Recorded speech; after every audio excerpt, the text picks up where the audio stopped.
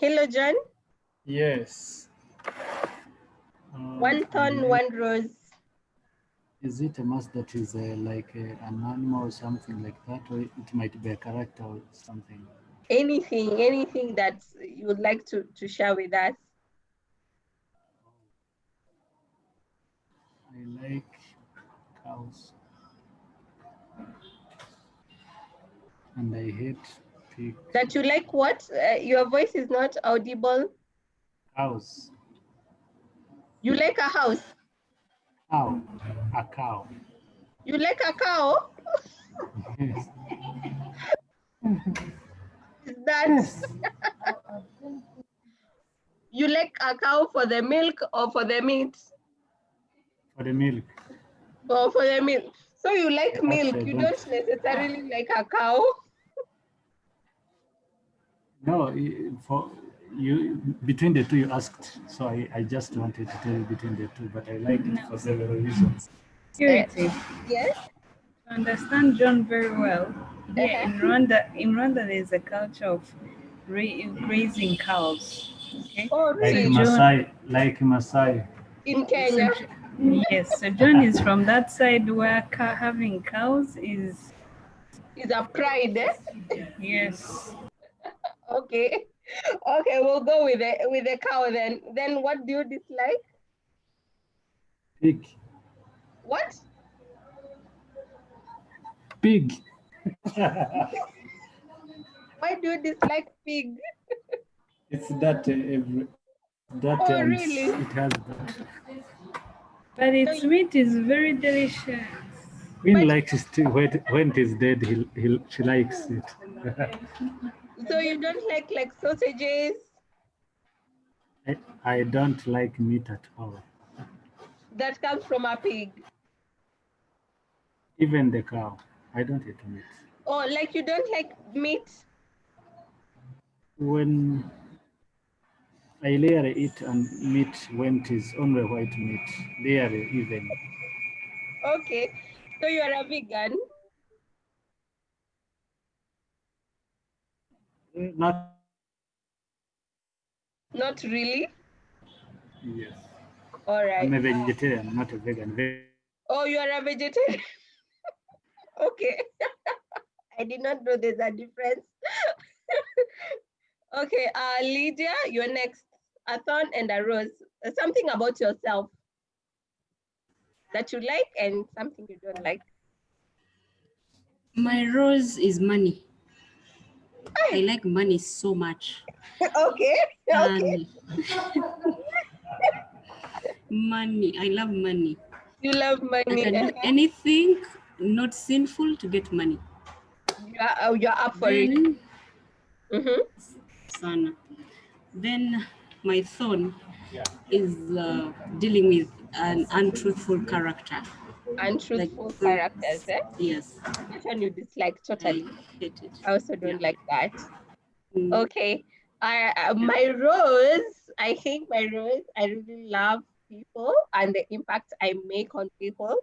That's what I really love. It's like, I don't do it necessarily for money, but if I'm able to make a change or an impact on someone, that's one I really like.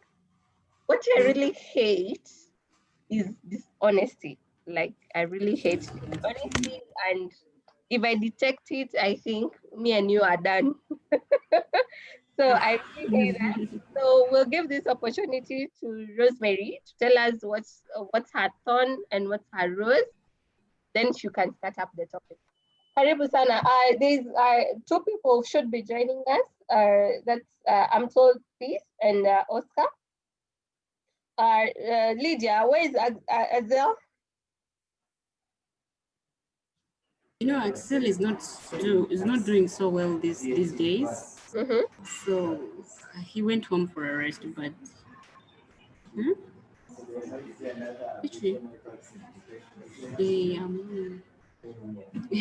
sorry, she was reminding me about him, but yes, all I know is not doing well these days, and he had another assignment to attend to somewhere. All right, no problem. Yeah. So we are expecting Peace and Oscar as well. Okay. Then we can start. Rosemary, yes, up to you now. okay. Thank you very much. I'm glad to hear people's dons and people's roses. Was I also supposed to continue with that trend? Yes. Then you start. So. Okay. My thorn. Oh, let me start with the rose. It's always good to start with the good side of things. I love nature. Any day with nature totally works for me. Take a walk in the forest or just some place with good nature. So when I want a good day or a good weekend, I'm out of people and down to the nature. But the other side of it, as much as I love nature, I don't like reptiles. So my thorn is reptile. Never invite me to a snake park or one of those, I don't know, mamba things we call in Kenya, the crocodile parks. I can't. Oh no. Anything that crawls, I don't deal. I just can't deal. So yes, but when it comes to any other side of nature, I'm up to it every day. Yes. Yes. Awesome. Okay, so we are waiting for someone else, or we are good? No. Let's just start. I think they'll find us on our way. Okay. Good.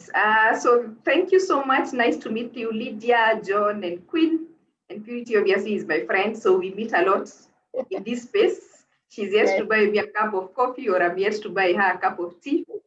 But I think these are the fruits of COVID. Fruits of COVID is that we are making a lot of friends on this lane, which is a good thing. Yes. And like she said, yes, I'm very passionate about leadership. That is why we met to just add value, because I think for the longest time we've had a lot of misconceptions in terms of what you could do or should do as a leader. And I think my journey has been just trying to support that other person who probably has not had a chance to realize that leadership is not as complicated as it is made to be. The biggest gap is that we do not get somebody to hold our hands, like Purity is trying to do. Just get that other person who's been given an opportunity as a position and then show them how to fit in there and make them walk the journey and make it easier for them. So it's not that complicated. So in that line, so today we are walking down the journey of performance management and appraisal. I hope you've had a thought in your mind, like, what is this all about? So when this topic showed up that today afternoon we are talking about, I hope it's still afternoon in Rwanda. Yes, it is. It's 3 p.m. So it's afternoon for all of us. So when this came around, performance management and appraisal, what ran through your mind? What comes to mind when you look about performance management and appraisal? Do you think they're the same thing? Are they different? What comes to mind? Lydia, you seem to be thinking, and you know I'll pick on you a lot because I can see your face. The others have decided to hide. I don't know why they don't, as to appreciate their faces. So if I can see you, it's easier to pick on you. So what came to mind when you saw this performance management and appraisal? To me, they almost sound to be the same, but they are not the same. Performance management is, it could be a way of tracking or rating the performance or the how good somebody is or how bad somebody is doing according to his role or tasks assigned. And then appraisal is more like doing the overall, like it's not necessarily supervision, but it's like the final decision or making the final decision according to the supervision done. Okay, great, a very great view. I like the fact that you say they are almost the same, but they are not the same, they are different. That tells you there's a connection between the two. I like the way you put it, that one is like you're walking the journey, the other one you're doing the overall rating. Any other perspective, Queen or John? Somebody wants to add something? Or remove something? If you feel we have said too much, you can also remove and say something else. Queen, anything to say, to add? Yes, I think for the, just to add on the performance management is assessing the employees' work. I can barely hear you. Yes, I was saying a staff or an employee is usually given a KPI Yeah. for a certain period of time. So when that period of time expires, you have to assess, basically do a performance review of that period. So I think performance management falls into that category. Which category of the reviewing or the giving them No, the KPI? of the reviewing KPI. Of the reviewing the, so according to reviewing the KPI, is the performance management or is it the appraisal? Or It's the performance. It's the performance management. Appraisal. Which part is the appraisal? It's the appraisal. It's the appraisal. Which part is the Yes. performance management? The performance management, I think it's more of it's like an open ongoing process where you keep on advising your staff how they are working. Yes. I think we all have an idea. John, I can hear you trying to help Queen with the answers. So give us your answer as well. So you're not just helping. We want to hear you also. I think they have said it all, but if I can add, performance management, it's like a process which involves motivation, or assess. It mostly involves like assessment of the performance of the staff, aiming at like covering the gaps, like advising the staff regarding what to change, what to amend.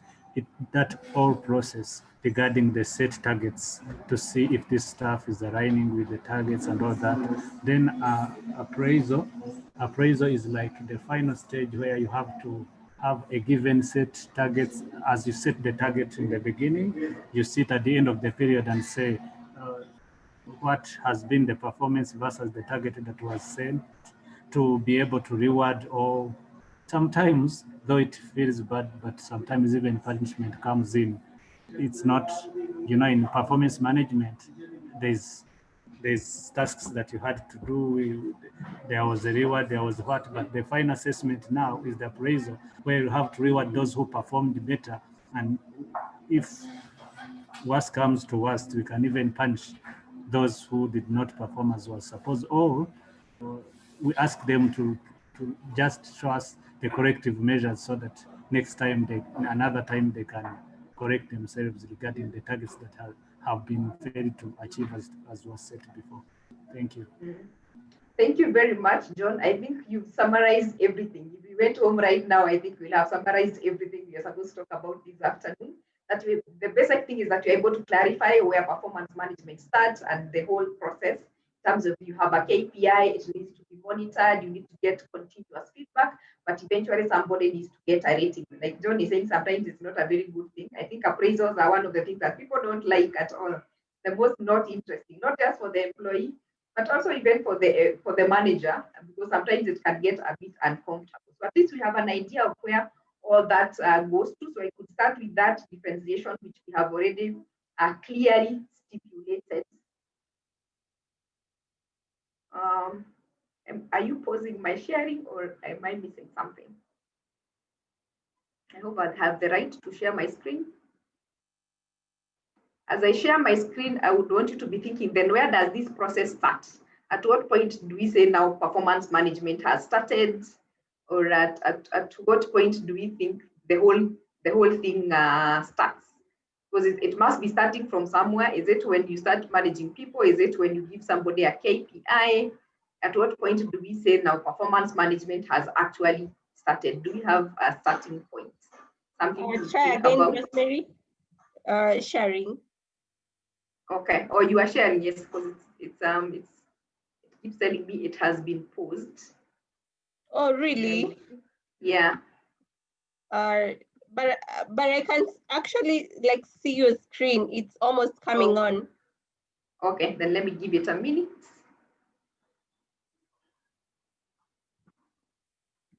So I was asking, do we have an idea at the back of our mind? Where does performance management start? At what point do we say it started? Try to share again. Okay.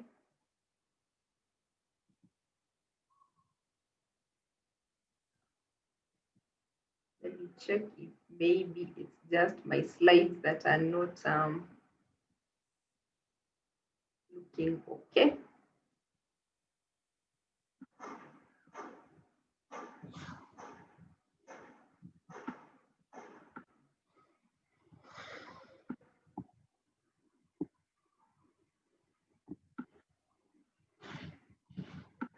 We have been too much online until the screens are tired of sharing things.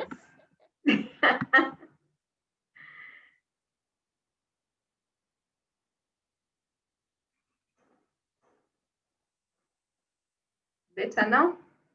Yes, we can see it better, much better. Okay. Thank you. Okay, thank you very much. Yes, I think my screen was just tired. It's been sharing things the whole week from morning to evening. I think it's almost saying it's had enough. But I think thank you very much for the perception in terms of the differences that we have between the two. And I think that's basically what the team has tried to talk about. That when you're talking about performance management, you're helping employees improve their performance. As much as we are saying that appraisal is not a very good time, if you've had a very good time in terms of performance management, the expectation is that the performance appraisal bit should also not be as bad or as tough as expected. So we will see what comes with that helping employees improve performance so that you make the appraisal process a bit pleasant. It might not be totally 100% pleasant, but you can make it a bit pleasant based on how well you're able to manage the whole process. So the appraisal part, the only thing you're doing is to give people ratings. You're just identifying what are the ratings.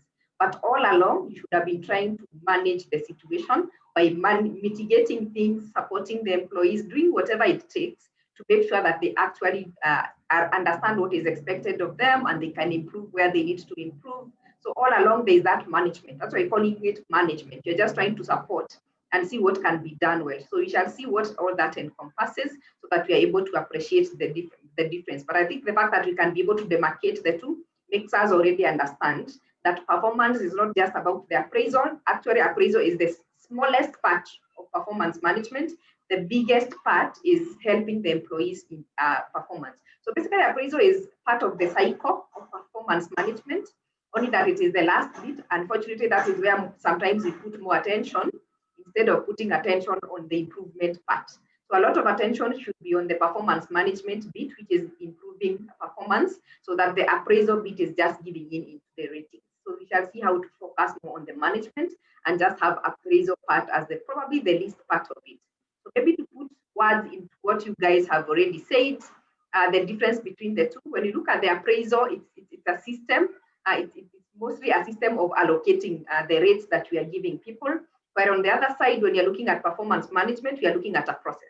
It's something that is very continuous. It's something that actually never stops. The appraisal is a bit rigid, and that's why we don't like it so much, because it's giving you numbers. It is telling you have scored 3 out of 5, you're at 60%, you're at 50%. It's a bit rigid. You don't get to talk much about it. But performance management is quite flexible because you have a chance to talk. You have a chance to tell me you're not doing well here, and I have a chance to say maybe I need these resources, or I did not have the time, or I think this goal is not adding up because of reason 1, 2, 3. So there's that bit of flexibility. It is not cast on stone like we do with the appraisal system, which is quite a bit rigid.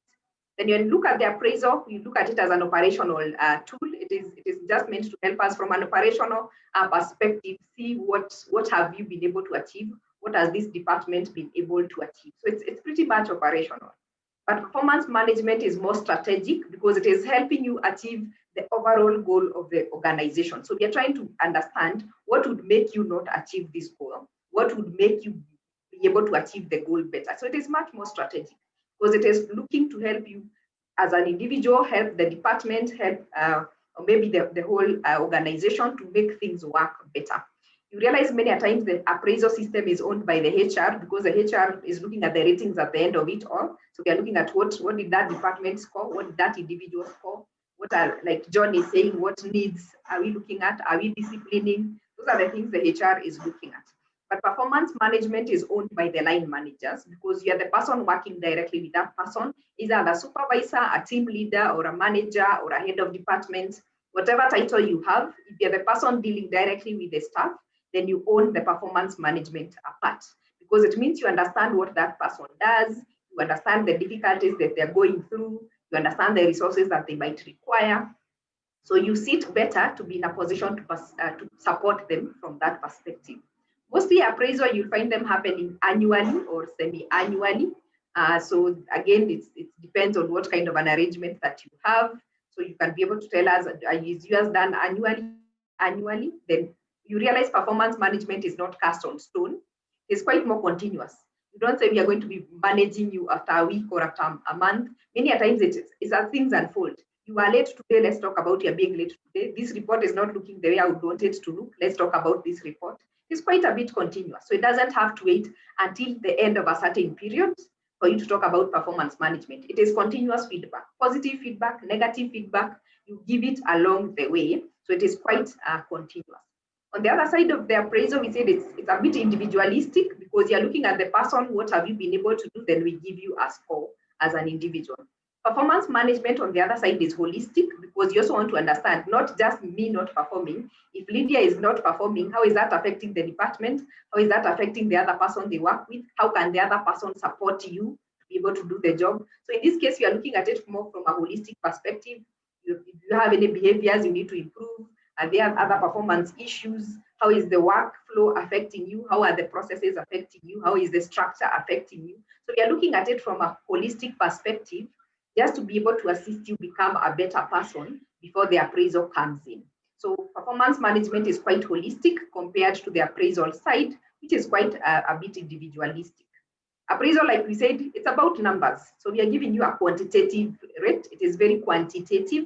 It gives you a number. It gives you a 60%, a 10%, a 3 out of 5, whatever number they give you. So you're not trying to listen to your stories at this point. You're not interested in the narration. You're looking at what did you score. On the other hand, when you're talking about performance management, it's very qualitative. We can be able to discuss what you are dealing with, can be able to discuss what is affecting you, we can be able to discuss how the work is unfolding. So it's more of an engagement and trying to see what you can do about it. So we are not allocating numbers yet, we're just trying to support you through that process. We look at the appraisal, it's very retrospective. So we sit in July, for example, if it's half year, or we sit in December or January for the annual review, and we look backwards. We retrospect. What have you been able to do in the last 6 months? What have you been able to do in the last 12 months? So we don't look so much at what you're capable of. You're looking at what has already been done. Performance management on the other side is prospective. We are trying to help you improve to become better. So we are thinking this is how you have been doing. What can we do so that going forward, you can actually be able to perform better? So that's the major distinction. Appraisal is very retrospective. We are looking at things that have already happened.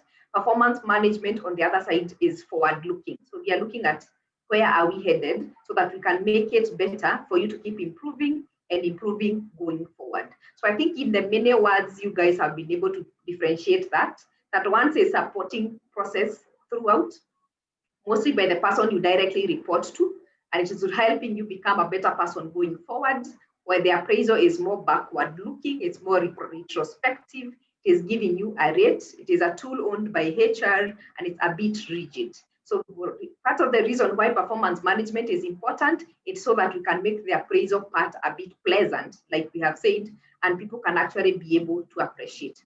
But then, like somebody said, it's not, you cannot really separate the two. Remember, Lydia trying to say they are like the same, but not really the same. There's a difference between the two. So the reason we are looking at it that way is because you cannot really separate them. It's a whole cycle. And if you look at that cycle, you realize it's like appraisal is actually part of the management process. It's only that it's the end product. At the end of it, you need to rate before again you continue.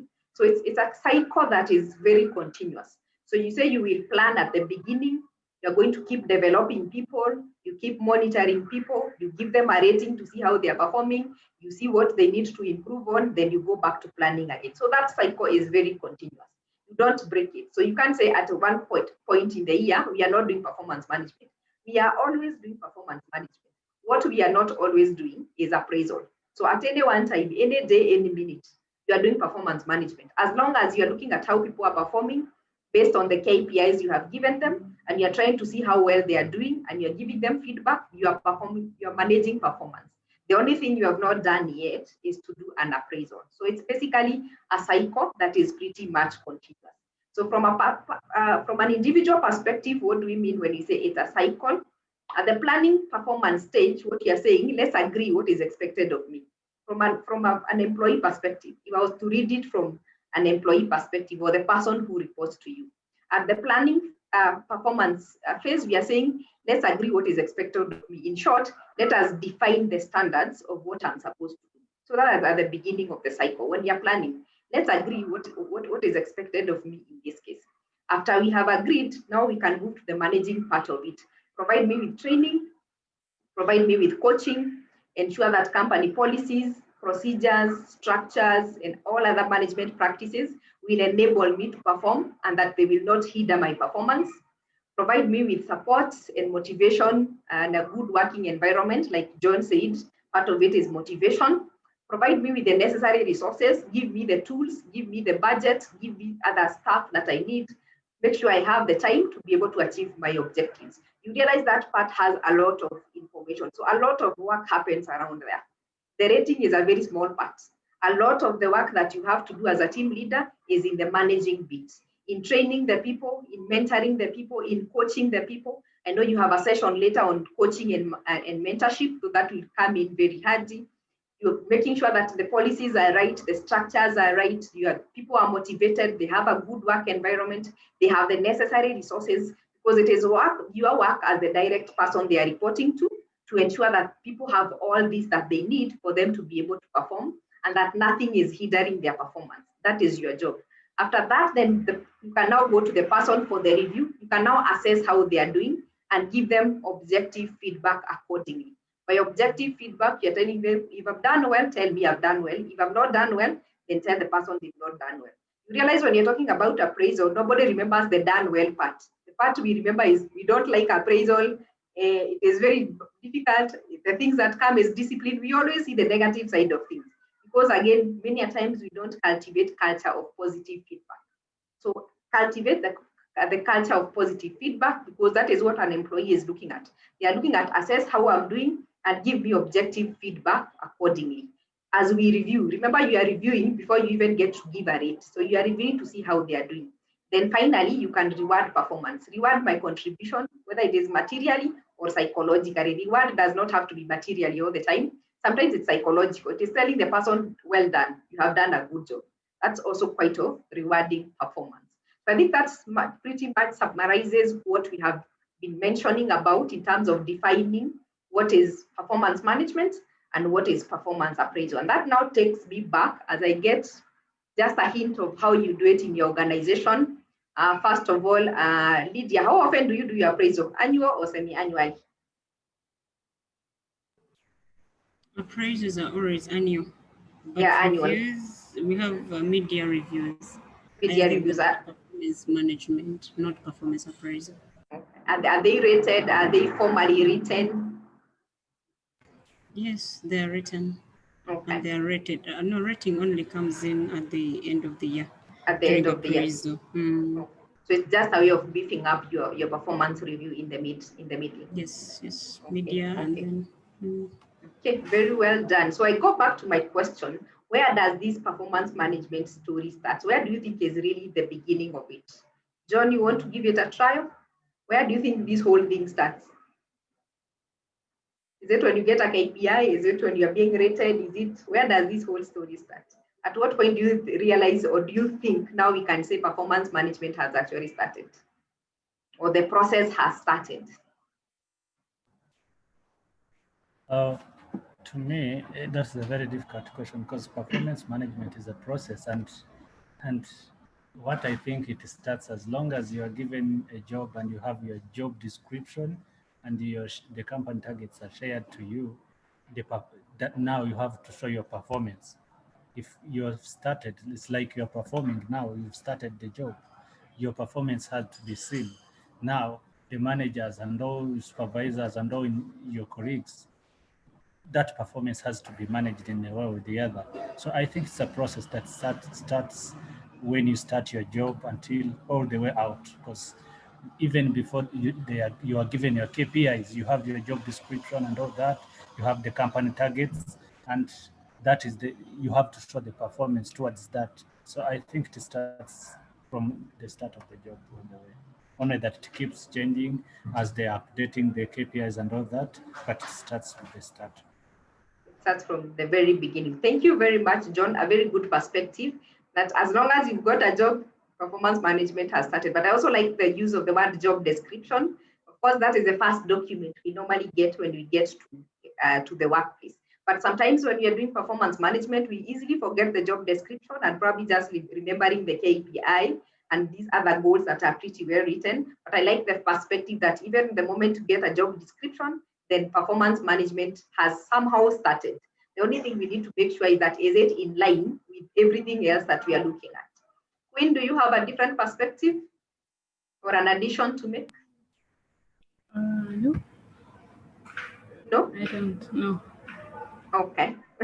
Thank you very much. So to pick it up from John's perspective, the planning starts pretty much early. Of course, as much as it's a process, it needs to start somewhere. It's continuous. There are a few changes, like John is saying, sometimes as you do the reviews, a few changes will happen, but it starts from a very top perspective. For example, as Q sourcing, there must be very high goals that are written somewhere in terms of the company strategy, that comes down to your Rwanda office as what the Rwanda office needs to start. But of course, it's starting at a higher level. Q sourcing as a group has its own company strategy, but then now when it gets to Rwanda office, then now you're looking at outcomes in terms of the company or the division or the department. So you're able now to break them down from that level. So before it gets on your table as your individual KPI, it has started from a higher level. So you have defined outcomes at a company level or at a division level and then at a departmental level. So you're trying to bring them down from that perspective. From there, then you can be able to develop the goals of the employees, the behaviors that they're supposed to show, and the outcomes that are expected of them. Then, like we have said, provide support and ongoing performance discussions. Then you evaluate that performance. Then based on your evaluation of that performance, you can now be able to identify either improvements that are needed or give consequences for performance of that result. And I think we mentioned quite a bit of that. The only thing I wanted is to take you a step back so that you realize these goals do not just start at your KPI. They start at a pretty high level because there's something we call alignment, which I'm going to mention shortly. Whatever you have as an individual KPI needs to reflect what the company wants to achieve. So they need to all be in line. So performance management process does not start at an individual level at the point of the JD. It starts at the company level in terms of the company strategy. Whatever they have as an annual strategy or the 5-year strategy broken down to 1-year strategy, then that 1-year strategy for the company, maybe as Q sourcing group, then Rwanda is given their own strategy for that year. Then Rwanda picks it from there, comes up with division strategy or departmental strategy. Then from the department strategy, then you're able to now cascade down and come up with the individual KPIs. So that is how far, in terms of performance management, the starting point is. The starting point is not on your hand, especially at a management level. You need to understand that that KPI needs to match what the company is trying to achieve from the beginning. But we will get down to that. So to help us understand this whole process better, I have broken it down to 3 items. So if you forget everything else, after I have left you, remember this slide. If you forget everything else that I will have said, or the many words I will have used in the course of today, just remember that slide. That you will have 3 phases if you are to try and just define what you're dealing with. Sorry, you will have 3 phases. You have the planning bit. The planning bit, we are looking at having SMART goals from a company level to the department level to the almost at the individual level. We are looking at setting performance standards, what is defined as the right performance standard, and we are looking at defining behaviors. You realize in most of your KPIs or in most of the things that you are going to use in your work environment, you will have to define a bit in terms of behaviors. Sorry, I think my screen is shutting me out. So you need to be able to define behaviors. What do I mean by behaviors is that you need to be able to define not just the technical side of things, but also the desired behaviors, like we shall see shortly. Then apart from the behaviors, then after you have done the planning, then there is what I call the coaching phase. In a different language, that is what you are referring to as a performance review. It is a point where you are giving feedback. It's the point where you are checking in to see how people are doing. And after that, then you have the review phase. The review phase is where you are doing the rating and you are learning how to do evaluation meetings. So we shall look at it in those three phases. We are looking at the planning bit, where you need to set goals, performance standards, and the expected behaviors. Then you look at the coaching phase, where you're giving people feedback and checking in on how they are doing. Then after that, we look at the review phase, where you're doing the ratings and doing evaluation meetings to be able to tell finally how the people are performing. So if like I've said, if you forget everything else, that slide should summarize everything that we will have talked about today. So let's think about the planning bit. The planning bit, and that's why I said I was happy when John mentioned about job descriptions, because when you talk about job descriptions, what does that mean? It means that you need to make sure that the job descriptions that people have are in line with everything else that is happening within the organization. Because if my job description was done and then later the strategy of the organization changed, I have changed roles, many other things have changed, but nobody has actually bothered to improve my job description, then there will be a problem. Because everything else that you're going to do is based back to your job description. So make sure that your employees have very up-to-date job description. So it's a collaborative effort. It is not you, the manager, just deciding what should be on the job description. It's a collaborative effort between the manager and the employees. They need to be able to figure out what is the best thing in terms of their job description, because they have also probably been doing this job and a few things actually need to be checked out. Then after that, identify if there is any link or if there is anything that needs to be reviewed based on what the job description reads and in relation to the work that the person is doing, in relation to the organization goals and objectives, and in relation to the strategic plan. Like I said, the work you're doing in terms of your JD and your KPI needs to be related to the company objectives, need to be related to the strategic plan of the organization.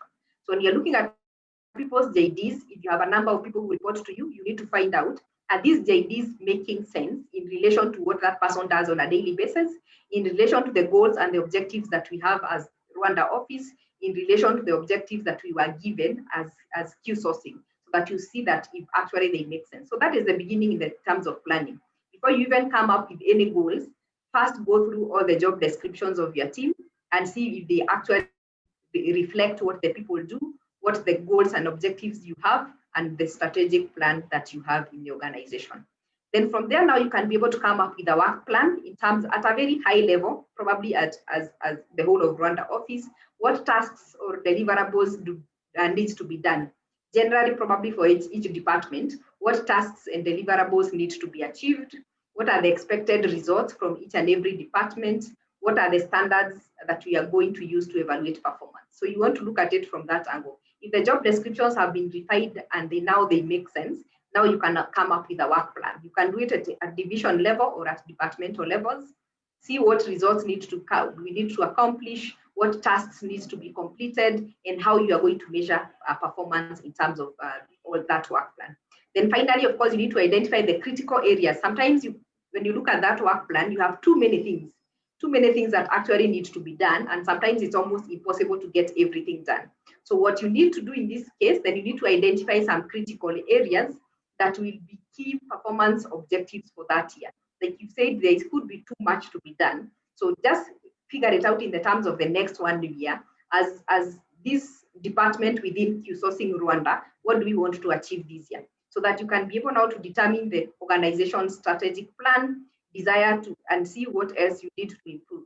So the key areas that you're going to pick will be determined by for that year. Like we said, as an organization, you have a strategic plan for that year and things you are expected to achieve. And you could add a few other things based on some other areas, maybe that you feel as Rwanda office, we need to improve on such areas. So you can be able to now narrow down your work plan based on the strategic plan and based on the outcomes that you feel you need to achieve. So those are the things that you need to think about in terms of the planning phase. Job descriptions, are they in line? Come up with a work plan at probably a high level at the whole of Rwanda office work plan in terms of the deliverables, the expected results, and how you're going to measure those results. Then try to narrow them down to few critical areas that you feel are important for you as an organization based on the strategic plan. If the strategic plan has 5 major objectives, you can try to narrow those deliverables to the 5 major objectives, and then see if there are other important areas that are of so much concern for you as an office where you're based, to see if there are things that are very specific that you would actually want to achieve. So like I mentioned, it's about alignment. As you're thinking through all those things, you're trying to align. You're trying to align your KPI to the strategic plan and to the corporate goals. So they are coming from a very high level, like I mentioned. They are coming from a corporate goals level. Then the corporate goals level can be broken down to the strategic plan for maybe the Rwanda office. Then from there, you're able to come up with KPIs. The other way to look at it is that you have business unit goals. If you have many units, for example, if you have a HR department, what are the goals for that department? Then from there, you can be able to come up with the scorecards based on those goals to the unit performance targets that every unit needs to be able to achieve. If you have employee goals, which are most likely what you have on a job description, then you can come up with a performance plan for each individual, and then eventually you're able to come up with individual performance targets. But all you're saying, whichever way you choose to do it, make sure that every KPI that somebody has can relate to the strategic plan of the Rwanda office, and that strategic plan can relate to the company goals of Q sourcing as a whole. So that's the beginning point. The beginning point is to make sure that you have overall goals, either for the whole office or for the at departmental level, before you break them down to the KPIs. So as you set out the goals, of course, there are a few things that we always talk about. Make sure they are SMART goals. Your goals need to be very clear, even before they come to the individuals. At departmental level and at organizational level, at Sourcing Rwanda, the goals that you need to achieve for example, needs to be very clear. They need to be very smart. So use SMART goals to help you describe performance objectives and measures or indicators of performance. Of course, we know what SMART comes with. The S says it needs to be very specific. So clearly specify the task that needs to be done, when it needs to be done, who needs to do it, and how much of it needs to be accomplished. So be very, very clear about the goals that you're setting to achieve that year as an organization or as a department. Of course, the goals also need to be measurable. So you need to use multiple measures if possible. For example, the quantity, the quality, the time frame, the cost, all those things need to be considered. So you need to ask yourself, what are the measures that you're going to use to be able to make sure that you have actually achieved what needs to be achieved. So in that case, you are asking yourself, based on the goal that we have put there, how is there a question of how much needs to be done, how many needs to be done, or else how will you know that you have accomplished what needed to be accomplished? So always think is how well is it for you to be able to measure such a goal? Is it going to be attainable? Ensure there is a reasonable path to achievement and an excellent chance that objective will be accomplished. So how attainable is it? Is it reasonable enough for you to be able to achieve? Because sometimes you have very ambitious goals and we are not likely to achieve them. So make sure whatever goal you set is actually attainable. Then we have the R. Is it relevant? Does it align? Is it aligning with the organization mission and strategy and goals? Because if you have a goal that is not going in line with that year's company goals, then you're not helping anything. Because goals and outcomes is what we need to measure. What is the outcome of it? Not just the activity, not just looking busy. You want to make sure that as we look busy, we are doing something that is giving us good return at the end of it. And then finally, the T from the SMART, you need to have very clear time frames in terms of when are you going to achieve this. Most of these objectives must be completed at least by the end of the performance period. So make sure as you do all that, you can clearly say that at the end of this period, you'll be able to have achieved this much. So all your goals need to be very well and clearly put together. So we can take maybe a 5 minutes break. As we take that break, I want you to look at this activity that I have put here and try to look at it in terms of, do you think it's smart enough, and what do you think makes it a very smart goal to have? If you have this as one of your goals in Q sourcing, that by September 2021, you want to be able to use an instructional system design to design and develop a performance management process course for all employees so that they are able to constructively build their knowledge about the performance management process in the course that will be offered in December 2021. Do you think that would be a smart goal if you had that as one of your goals in Sourcing Rwanda for 2021? So look at it in terms of being smart. Why do you think it's specific or not? Why do you think it's measurable or not? Why do you think it's attainable or not? And do you think it is well time-based? So before I go out, let me pick Purity. How do you want us to do the discussions? I think all of them are based in the same office, right? Right? You're together, Lydia, right? All right. So I think you should just leave it projected so they can see the question. Okay. So we can take the next, we have like around 7 minutes to the top of the hour, so we can use that? Yes, okay, we come back at 4 p.m. Then, yes, we come back at 4 p.m. Rwanda times, then we'll be able to proceed from there as you give us the answers for that. So I leave it on the screen.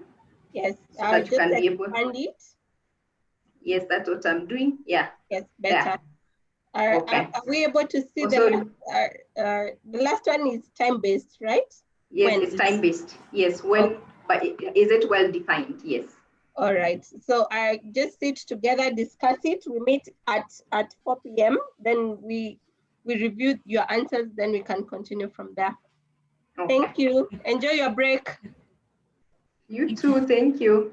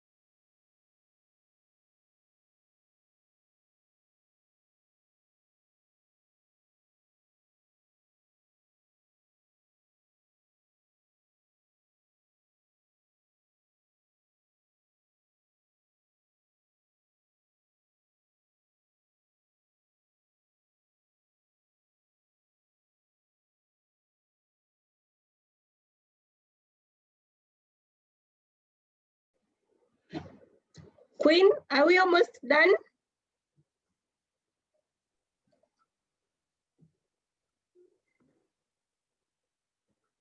Queen, oh, John, are we almost done?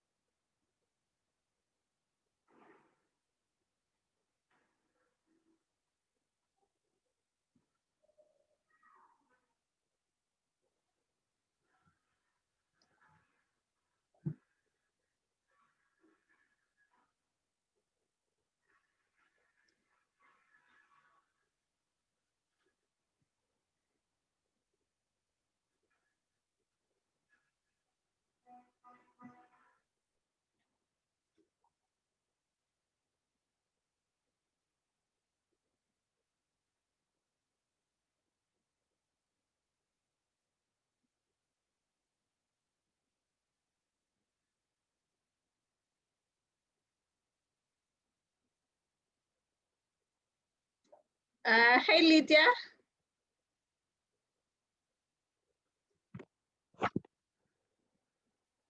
We are done? Okay. What are the results? Do you think that was a smart objective? According to us, it's not. Okay, why? You're the representative? No, John is the representative. Okay. All right, John. And why are we not seeing your faces today? Lydia, Actually, why are we not seeing their faces today? Since the beginning, I think you haven't even seen my face. My laptop has issues with the video, but I'll try one day to get closer to someone so I can wave for you at least. Which day is that? Just Purity, let him come. I can do like this. Yes, and sit next to you. You see? I think there's a chair there already. Ah, hi. You're seated next to Queen, right? Yes. Where is Peace? Peace is not yet out of the meeting? No. All right. I think she will not join us. All right. Less chances. Okay. John, what's your take? In our discussion, we found out that this goal is not smart because some of the elements are not clear. As being smart, it needs to be specific. It's not specific. All right. It is not specific because you're not seeing who is going to do this. It's not showing exact people who are going to benefit out of it, though it's just showing employees, just generalizing. Okay. That is one. It's not measurable because you cannot see, it's not showing the outcome of which, like, how can we measure the outcome after it's implemented? Yes. Also, it can be attainable because designing a system in that whole period, because 2021 September, we still have time, but that one is also not going to be, we can't rely on it if other factors are not working. Even you cannot be sure if it is attainable, because after all, if it's not specific and not measurable, you cannot be even sure that it's attainable. Because if one factor is not there, then you find other factors are affected because it's kind of related. Also, it's not realistic as well. But if you see, it's time bound. They have specified time for the time they have tried to specify, but other factors are not that clear. So having some elements missing, it's not smart. So it needs some elements to be specific, to be measurable, so that it can be smart and clear goal. To be able to know if whether you achieved it, how can I measure if this goal is progressing or of. Yes. You see, we have concluded that's not smart according to the elements in it. All right. Thank you so much for that. Rosemary, what do you think? Thank you so much for that feedback. I had actually intentionally made it a long story just to see if they'll be able to go into the details of what could be missing where, and that's very true. They're speaking a number of items like what needs to be done in some of coming up with the design that and what it's supposed to achieve. It's giving you a bit of dates in terms of when we need this done. But as John has mentioned, it does not say who exactly is supposed to do this. So unless it's a goal that is at very high level, then it cannot be actually easily be implemented. So if you're going to transfer that goal to an individual as a KPI, then it needs to go into a better details to make sure that it is actually totally smart. So that's very true.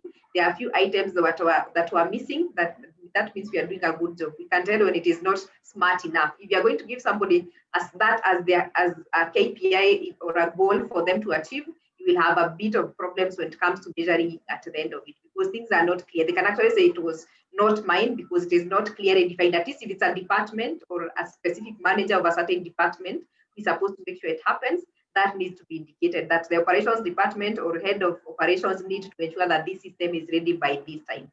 If it is left that vaguely, then even lack of ownership is likely to come in. So that's pretty true. I think they've done a good job in terms of trying to dissect it and see what could be missing where. Yes. So all I wanted us to get is that a goal needs to be very specific and needs to be easy to measure and needs to be something that you can be able to pin somebody down if they are not able to achieve because everything was clearly defined.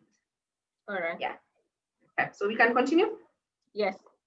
Okay. Thank you very much. So I think now we are clear on the goals part, which was the beginning of our discussion. So having clarified the first bit, which was in terms of coming up with clear goals, then now we can talk in terms of setting performance standards. Remember from what I defined at the beginning, the planning bit comes with having very specific smart goals. And then after that, you need to set some performance standards. What do we mean by saying we need to set some performance standards is that goals will tell you what to do, but they might not be very clear in terms of how well the work needs to be done. As much as a goal can actually be smart, it might miss out on a few things in terms of the quality of work or the level of excellence that is expected in that work. So for you to, for example, be able to say that somebody has met standards or somebody did not meet standards, then you need to have defined those standards. I'm sure in most of our appraisals, we always see those words, met standard, exceeded expectation. How do you define if that somebody actually met standards or not? You need to have defined the quality of work. You need to have defined the level of excellence that is actually expected for that work to have met or not met the performance standards. So what things are we looking at in terms of standards? We are thinking quality and we are thinking quantity and a few other things. In terms of quality, I think that's easy to tell. How well do you want the task performed? How accurate should it be? Whatever final product we come up with, like we're talking in that goal, we are not very clear on what exactly that final product should look like. What usefulness should it have? How effective should it be? If it's something that can show appearances, its accuracy, you need to be very detailed in terms of the quality that you expect. So that if somebody meets that quality, then you can actually say that they met the standards that you set. In terms of quantity, also, it's good to define how much in terms of work does it need to be done. If you cannot define the work in terms of actual numbers, it could also have a number like in terms of an error rate. So if it's a certain process that they normally engage in, you could think of it in terms of an error rate. So having an error rate is also a good way of setting standards that we expect as an error rate of below 0.5%. So in that case, that's something you can easily measure and something that can actually advise the quantity. The things in terms of timeliness, of course, how fast do you want the work done? But of course, you need to be very realistic. Like somebody has said, if you're looking at September next year, is it a realistic time? Is it too far or is it too close? So as we set dates, sometimes you tend to be too ambitious, but it's good to look at the time that you have set as you give somebody goals and find out or ask yourself, do you think they are timely? Do you think they actually make sense in a realistic work environment? And based on all the environmental factors, do you think that it can actually be done? But it is good to have that as a standard. It's good to set standards in terms of how timely should that activity be done. In terms of cost, also, it's something good to think. How many in terms of, are you planning to reduce cost, for example? Can the work or should the work be done within a specific cost or budget? That is also a factor to consider when you're setting goals. Again, be as specific as possible in terms of the cost that should come with it, or the cost they should reduce, or the budget within which they should operate, or how they should reduce wastage. So as you think goals, also think in terms of cost effectiveness, think of timeliness, think of the quality of work, think about the quantity of work. This makes it very easy for you to set goals that, again, have set standards. Think in terms of the manner in which the work has to be done. It addresses the way or the style in which work needs to be performed. So you need to decide what you need to consider in terms of performance standards. Every goal you set, most likely it needs to have either a quality aspect, a quantity aspect, a timeliness aspect, or a cost effectiveness aspect, or a manner aspect. So apart from having a very smart goal, always ask yourself, does that goal set a standard? Does it say the kind of standards that are expected for you to actually say that you are doing a good job? So in everything that you do, as in all the goals that you set, always ask yourself, is quality important? Does the stakeholder in this case could be a colleague, could be a customer, could be any other person who has an interest in the work that you're doing. Does the stakeholder care how well the work is going to be done? That is in terms of quality. If they care how well it's going to be done, then you need to add a performance standard to it. In terms of quantity, is the quantity important in terms of this work that you're giving somebody? Does the stakeholder care how many in terms of production you are going to have? If they care, then you need to add a quantity aspect to it. Think in terms of timeliness. Does time or the duration matter? Does it matter how long we take to finish this work? Does it matter what time we finish? If that matters, then add a timeliness to that goal, so that it is important. Is it important for that task to be accomplished within a certain time period? If it is important, then remember to add a time aspect to the goals that you set. If cost matters, does cost apply to that objective or to that goal? Is it important that it is completed within certain cost limits? If that is important, then you need to add a cost aspect to that goal. Does it matter the manner in which the work is done? If it matters, then it is important that you put that as an aspect. Is it important that the task is completed in a certain way, in a certain specific way? If that is important, then you need to add that to the performance standards. So many a times for us to help us define performance standards, you might have them either in terms of guidelines or policies. Then you're going to pick those standards and add them to KPIs or to the goals that you're going to give the people. For example, if you have standard performance standards or guidelines, for example, in filling a vacant position in your organization, you might have to define certain then you're going to pick these standards and translate them into the people's KPIs or into the people's goals. One thing you could define as Q sourcing is the time to fill a vacant position. For example, you could say a vacant staff position should be filled within a 45-day time frame. That 45 days is very important because it is a performance standard in terms of timeliness. If you're looking at requisition and the posting process of employment, you could say a position is posted to the agency website within 24 hours. That also defines a timeliness in which it must be done. If maybe this does not occur based on several other aspects or questions that needs to be answered by the recruiter, then the departments need to contact the hiring department, not later than the next business day. So you're defining the manner, you are defining the timeliness, and you're also trying to look at the quality of work that must be achieved in one way or the other.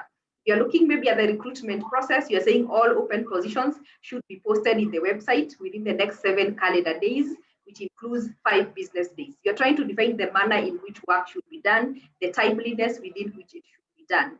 And maybe you're saying the resumes should be screened on a weekly basis. So you're trying to define the standards that must be met, So that the moment you give somebody a KPI for probably the recruitment, for filling in positions, for posting positions, then it is very clear the kind of performance standards that they must meet. You're looking at the hiring process, maybe you're saying the background screening should take 3 to 5 business days, depending on a number of items like background checks, availability of professional references. So you need to have a place where you have defined your standards. If you do not define standards, then you will always have a problem being able to give people the right goals. Because if you just tell me, for example, that I'm supposed to be making sure that all positions are filled, and that is my KPI, if you don't define the standards in terms of they must be filled within 14 days as a time frame, if you don't define the fact that they must be posted within the website in 24 hours, then you have not clearly set the standards. So you need to be able to set the standards in terms of timeliness, in terms of the manner. Sometimes if there is much more you can put in terms of cost, if you can add quantity, if you can add the quality of work, look for all ways in which you need to clarify the standards that must be met for somebody to have been told that you have actually met the standards for the KPI or for the job that was done. So this description could be in a different document, which can be a policy or a guideline, but you're going to use that to translate into the person's goals or KPIs to make sure that they are as clear as possible and they define not just a SMART goal, but they also have performance standards. And of course, we have behaviors. These behaviors look familiar. Who has not talked much? Queen. Do these behaviors look familiar?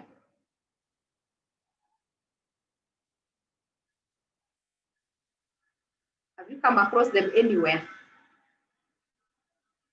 Or do these words ring a bell?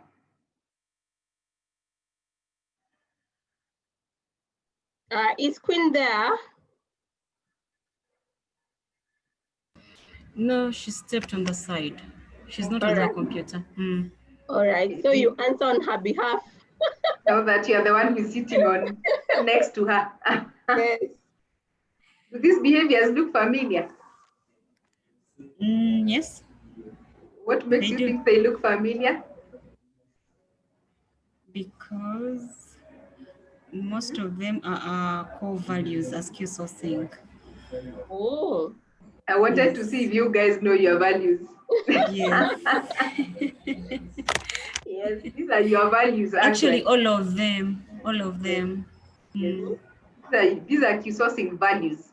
So part of the way in which we do performance appraisal, you don't just want to check people's technical side of things.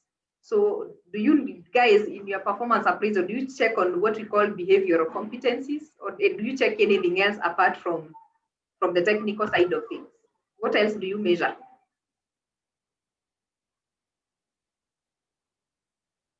But if John is there, John could assist. I can tell he's there, or he's trying to remember how the appraisal looks like now that we are not in December yet.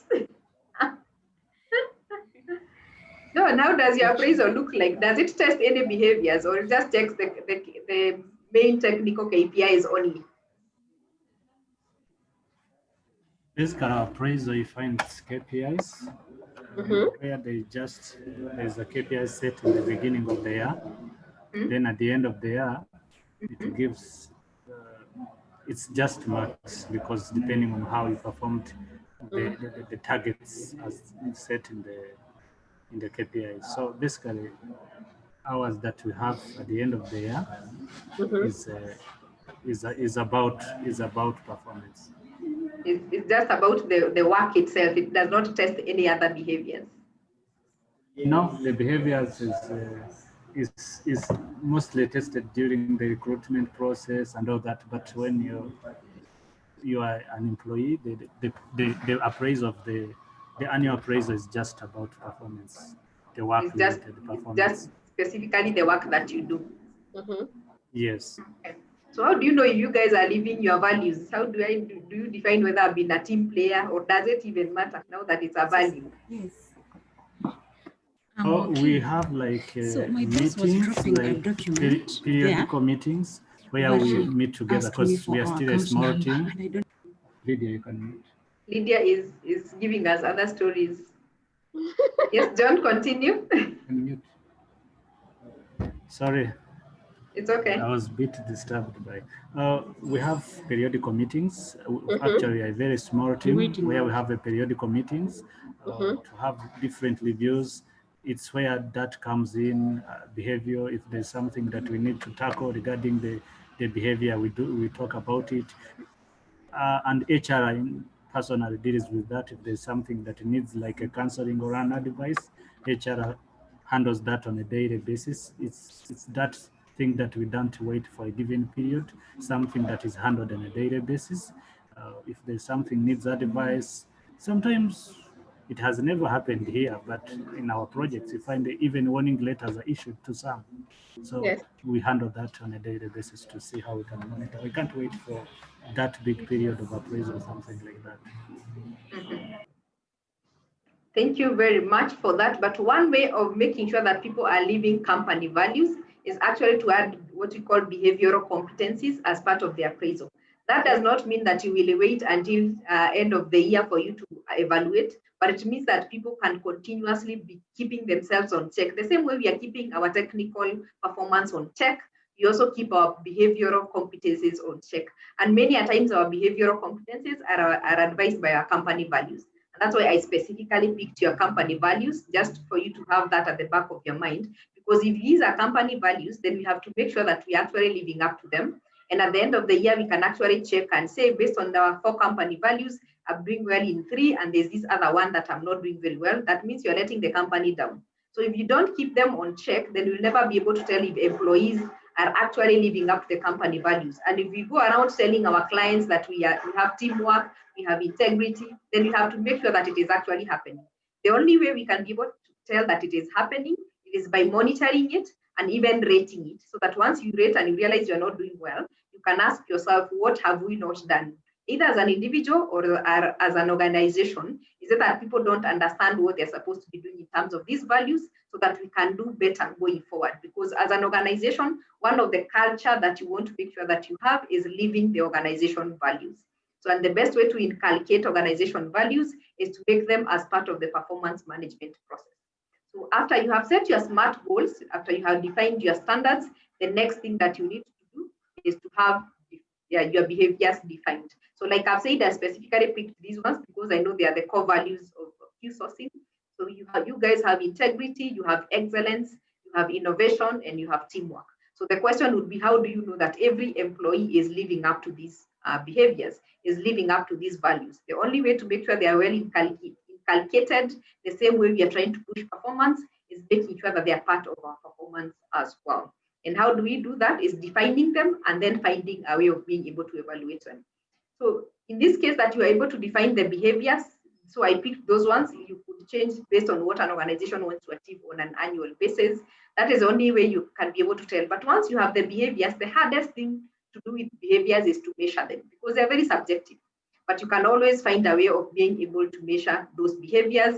If you try it hard enough, you should be able to find a way of measuring behaviors. So the easiest way to measure behaviors is to be able to explain what that behavior means. So that if you say I meet standards, sorry? Just a second. Let's just make sure all of them are back. Okay. Lydia, who are we missing? Yes, I can see her. Is Queen back?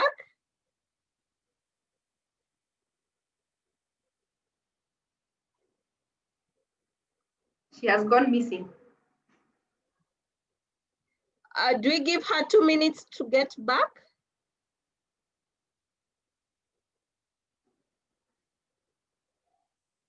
Lydia, we can't hear you. You're on mute. Sorry, I didn't know I was on mute. Let me ask her.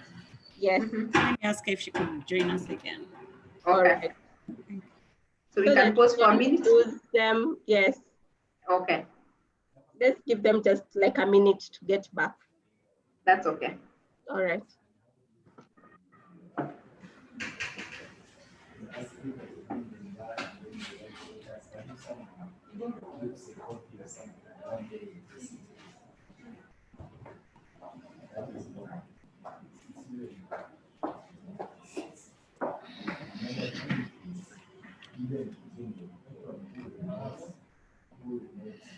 Hi.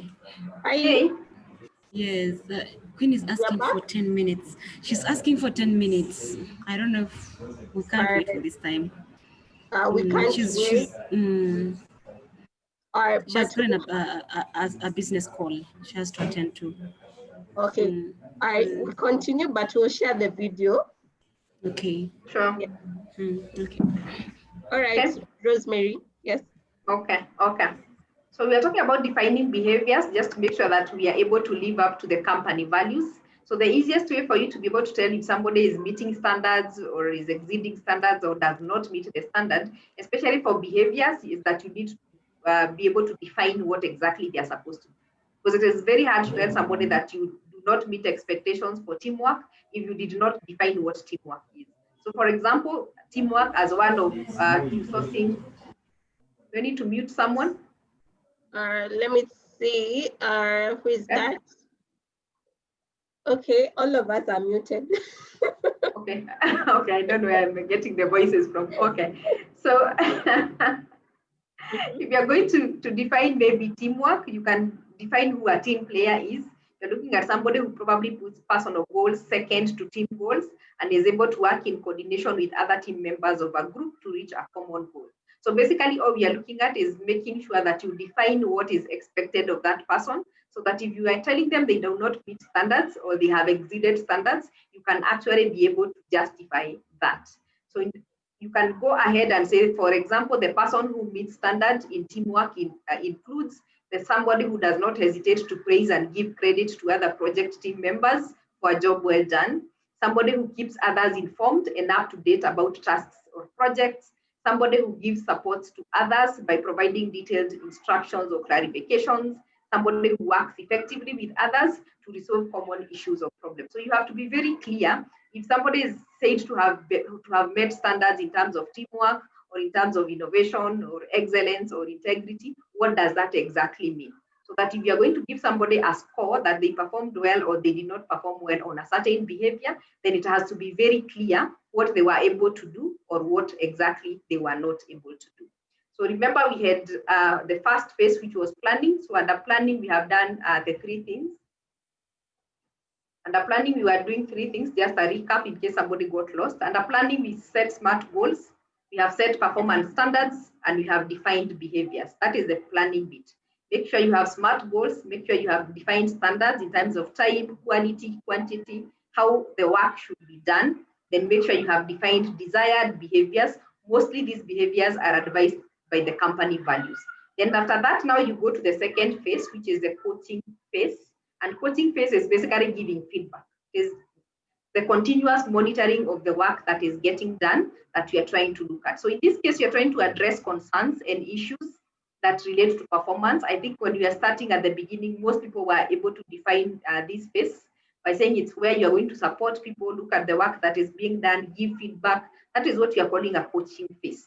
So you're focusing on the results that are being achieved, the individual behaviors, and any other dynamics that are affecting the work environment. So if there is anything that is making somebody not work properly, you're trying to address that. Remember, do not micromanage. You're just supporting the person to be able to work better. So it is a one-on-one between employees and supervisors, just to meet regularly and look at a few things. Assess the progress that is being made towards meeting the objectives that the person was given. Check out for any barriers that may prevent somebody from accomplishing their performance objectives, or what can be done to overcome them. If there's any struggles, the things they're struggling with, is there any barriers, what can be done to overcome that, and then get to take that back time to share feedback on progress and any other goals that might need to be achieved. So it is just basically a time to reflect, check how things are going, what is going wrong, what can be done about it, what support the person needs. That's why I prefer to call it a coaching phase, not necessarily a review, because it is a time to help the person become better. It is a time to identify for any changes. Sometimes the work plan you made in January might change halfway through things, like when COVID came and things had to change. So you also need to, during that phase, as you do your performance management, check if there are things that actually need to change. If the organization priorities have changed, then the work plan may need to change. If some new responsibilities have come up for the employee, then the work plan may need to change. So part of the coaching phase or the performance management phase is to make sure that the any changes that happen are actually accounted for, and you don't wait until the end of the year and you're realizing things changed halfway. We did not change KPIs, we did not change work plans, we did not change JDs. All that should have continuously been happening. So if there is anything that needs to change, it needs to change as things unfold. If there's any extra support that the person needs from the manager or from the other employees that they work with to be able to achieve their objectives, it's also a good chance to be able to find that out. So as they exchange during that feedback, you get to know, does the person require any other support? Does the person needs any extra help from somebody else? And then you are able to initiate that so that you make sure that people are performing even before it happens. And we say it's not, when you're doing the coaching phase, one of the most important things to do is to provide feedback. You need to give specific information on how the person is behaving. In this case, we are looking at it two angles. You're giving factual feedback and emotional feedback as well. Factual feedback is based on the observations that you have made, either on their behavior or on their performance. So if there's performance issues that you have actually been able to pick, that's factual feedback that you want to give.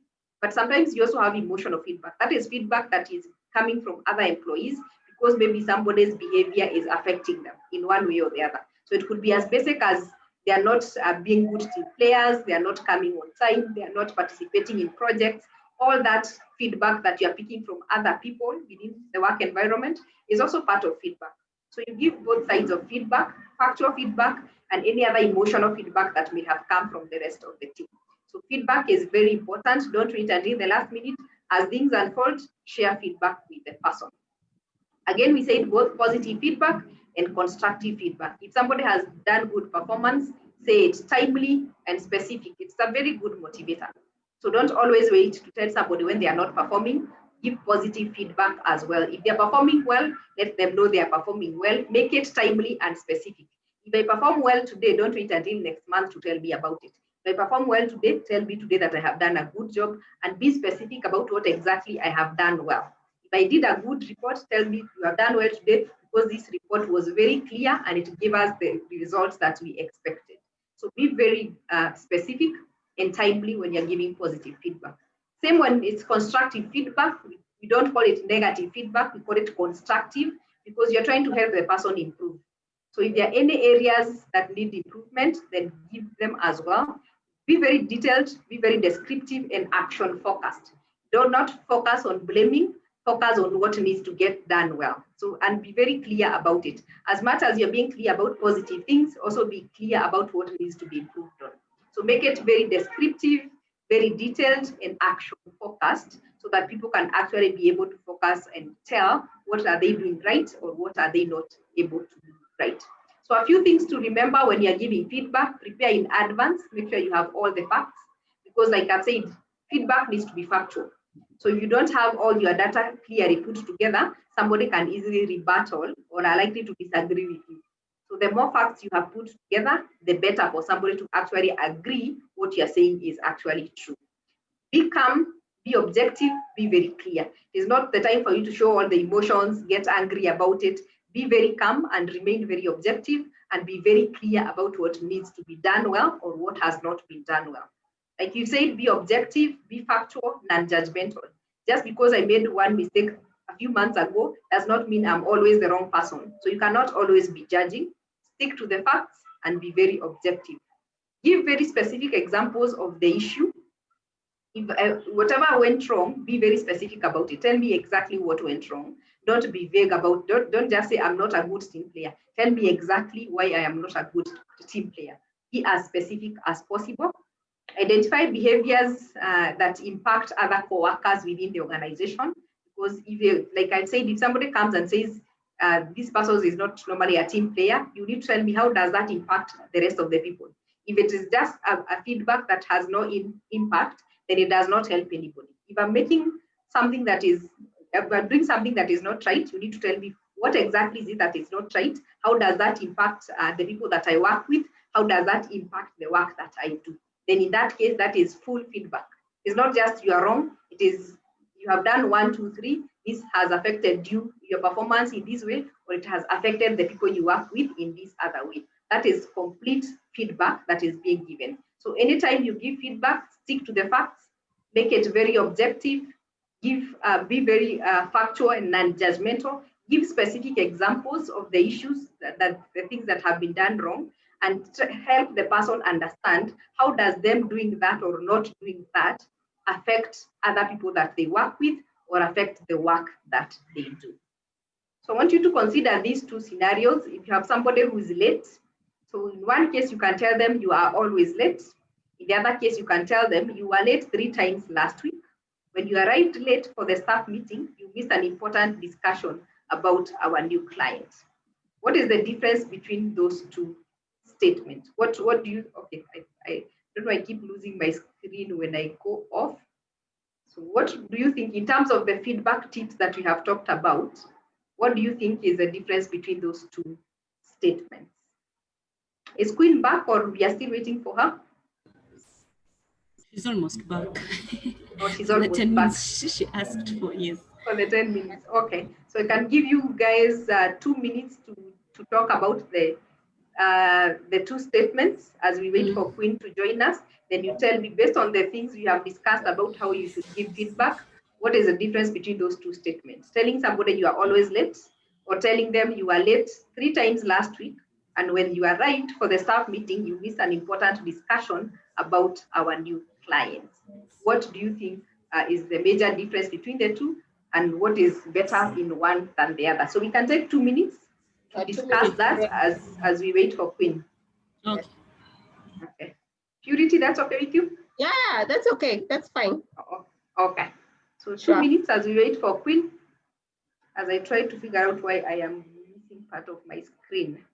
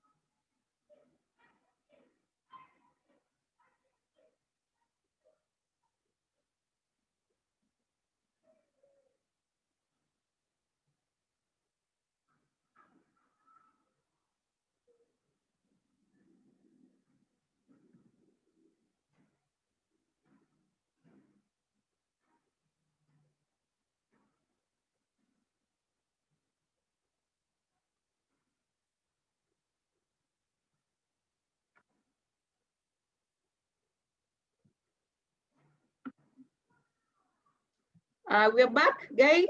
You're back? Not yet. John, I think they are on John's machine. Yes. Are we done? Yes, we are done. All right. Okay. Want to share your feedback? Yes. Okay. Who is talking? Yes, me, John. Okay. Okay. We realized that the feedback, to be good feedback, it has to be clear and non-judgmental. If something has no facts, it's judgment, of course. It might be based out of your emotions. Maybe you don't like this person. It might be bias or something like that. But if you're showing someone facts, also it has to show the impact. You're showing the person the impact of that mistake that person committed. If you see the first one was saying you're always late, it's like you are generalizing that you don't have the facts.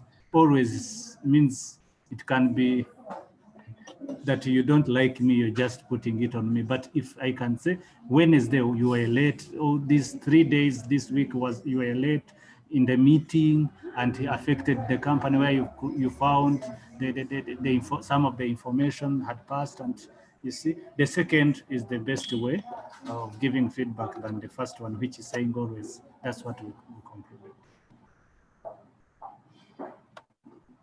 All right. I like it. What do you think, Yes. Rosemary? Yeah, thank you. That's pretty well defined. Like the first one, just somebody can actually just say no, because when you say always, does it mean from Monday to Friday for a whole year I was late? I mean, it's very judgmental. Like John has said, it's very judgmental. And somebody can easily rebuttal and say, no, I'm not always late. Yesterday I came in early. So if you don't have your facts right, some of the reason why we have a lot of rebuttals with the employees is because we don't have our facts right.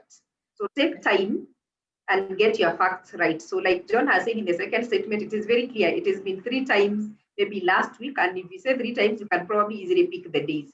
Of course, the moment you say 3 times, the employee already knows you have been watching, you know the exact days. They're not likely to start rebattling to ask about the specific days. So when you have your facts right, it becomes effective feedback. And like he said, it goes ahead to show the impact. Because I could be late, but then I didn't miss anything. So those fights also happen. For example, I could have come in at 8:30 instead of 8, but I stayed up to 5:30. So I covered my time. I didn't lose anything. So in that case, again, you're going to lose the battle. But if you're telling the person, because you came in 8:30, you missed on this meeting about a client, which obviously means it affects your work, then in that case, it is convincing enough why that person should have come in early. So yes, being very factual and looking at the impact makes it a more effective feedback. And like you have said, make it prompt. Don't tell somebody months later. The moment you realize a trend, pick it up and then discuss it early enough so that they can be able to pick it up before it becomes worse. So I think I'm good with it, unless you want to add anything, Purity. No, I'm in line with you. Totally support. Like feedback should be instant, whether good or bad or constructive, as we say. It should be on the spot. I think many organizations also call it on the spot feedback. Like whenever it happens, that's when you get to know about it, which I think is very good. Other than telling me about my mistakes 5 months later, like I've moved into other things. Okay. Yeah, very true. And maybe I also changed behaviors already. Yes, so in the process. It has zero impact. Yes. Yeah. Yeah, exactly. All right. Yeah, so part of big feedback is making it on the spot. I know we don't have much time, but I think we've lost a bit of time here and there. So I might need to try and move faster. All right. Just to save, but I know it is not late in Rwanda. It is only feeling late because we are on this other side where it is an hour. Yes, we are always thinking it's getting dark, but you guys are thinking it's early. So part of continuous feedback is also learning how to listen. Sometimes we also don't give people a chance to speak. Just because you have your facts right does not mean that the other person has nothing to say. So also get the insight of the other person, give them a chance to describe the situation from their own perspective and give their own explanation. Maybe they have a valid reason. If they don't have a valid reason, then it means much more needs to be done. So be open to new insights, be open to them giving their own side of the story. Of course, also expect that there'll be denial, there'll be blaming. I might just deny I wasn't late. I might start blaming somebody else. So of course, that's why you need to have your facts right. If you have your facts right and you can restate the facts pretty well, then you're likely to be able to convince them that actually whatever happens was wrong, because you have the facts. You can show how it is affecting their performance. You can show how it is affecting behaviors of other people. In all the cases, always have your facts right. That way you can be able to hit back when there is a denial or when there is blame. Of course, always remember, if you bed rules for one person, then you should be prepared to bed rules for everybody else. So always, yes, always be sure to stick to the rules, and always be sure that you are fair and you treat everybody with fair and equity. So if one situation applies to one person, it should apply to everybody else. So be very careful not to bend rules, because it will hit you back with another person who might also demand that you bend rules because you bent the rules for somebody else. So have your facts right. If you have agree that the person has an improvement to make, even in between, don't wait, not until the appraisal, even as you continue with the normal feedback, if there's something that is of importance that they need to improve on, then you need to agree on an action plan around it. If they have agreed they need to be coming in early, or they need to improve on a certain behavior, then they need to come up with suggestions on how they are going to address that issue. Once they have given the suggestions on how they are going to address that issue, then agree on a way forward in terms of an action plan that is going to give details in terms of how they are going to improve whatever they are working on, how they are going to implement that change, and what a time frame is going to take for them to actually catch up on what they need to catch up on. This applies both on the technical performance of their KPI and the behaviors that you are looking at. If there is an area that is lagging so much behind and they have accepted there is a problem, agree on a way forward and document it in terms of what are they going to do about it, when are they going to do about it, how are they going to go about it, and what changes are they expecting to portray into the future, so that you can easily have a way of holding them accountable. So document all that and put it somewhere in a file that you can always be able to refer to, so that as you continue with your checking-ins, as you continue with the performance management and continuous feedback, you're always able to check on what you had agreed on. If it's something that requires formal discipline, again, don't wait until the end of the year for something that requires formal discipline. It still needs to be handled in between and kept in the employee's file. So it is always very important for the people to know what are the consequences of not performing. If they don't perform, if they don't improve a certain behavior as part of the continuous feedback, what exactly is going to happen, so that they also know that there is formal discipline that can actually be applied on them, and that is going to appear somewhere in their files. So that takes us to the third phase. We have looked at the planning phase, we have looked at the coaching phase, which is part of the performance review, and now we're on the review phase. Review phase is much more of the rating and the appraisal part of it. So the review phase is your opportunity now to summarize and highlight performance over the course of that period. So we are looking at the end of it now. We are at the end of the period, either the 6 months or the 1 year. So you're using this chance for people to assess what they have been able to do.